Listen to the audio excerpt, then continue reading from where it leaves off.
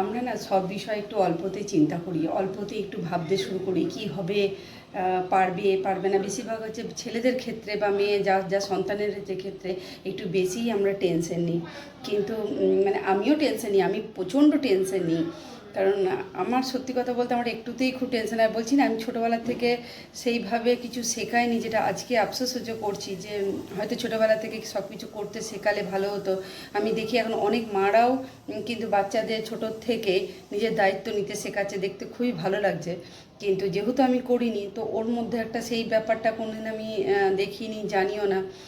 তো কালকে হঠাৎ দেখছি আমার একটু শরীরটা কালকে খুব খারাপ ছিল। তো আমি সকালবেলা একটু ঘুম থেকে উঠতে দেরি হয়েছে, তো সকালে উঠে রান্নাঘরে দেখছি ছেলেটা আমার বাসন মাজছে। আমার না মনটা হঠাৎ করে এত ইমোশনাল হলো, না ও বাসন মাজছে কেন। তারপর আমি ওকে বলি, এই তুই বাসন মাজছিস কেন? আমি তো রাতে আজকে করিনি, আমি সকালবেলা করে নেবো। না তুমি শো গা, তোমার শরীর ভালো নেই। আমি বললাম, ও বাবা, কালকে তো আমাকে দেখেছে যে আমার শরীর ভালো নেই। মনের মধ্যে সত্যিই খুব ভালো লাগলো যে একটা, যেমনই হোক একটা দায়িত্ব বা এই বোঝাটা যে মায়ের শরীর খারাপ আমাকে করতে হবে। আমার খুব টেনশনে ছিল, একা ফ্ল্যাটে থাকবে, বন্ধুরা থাকবে যদিও, কিন্তু তবু তো সবটা করতে হবে, কারণ এখানে তো ধরুন বাইরের ব্যাপারটা নেই। তাহলে কে করবে?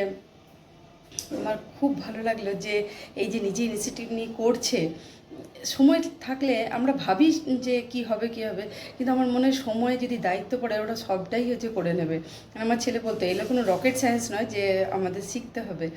তো ভালো জিনিস যে আস্তে আস্তে নিজের দায়িত্ব নিয়ে করছে, বুঝছে।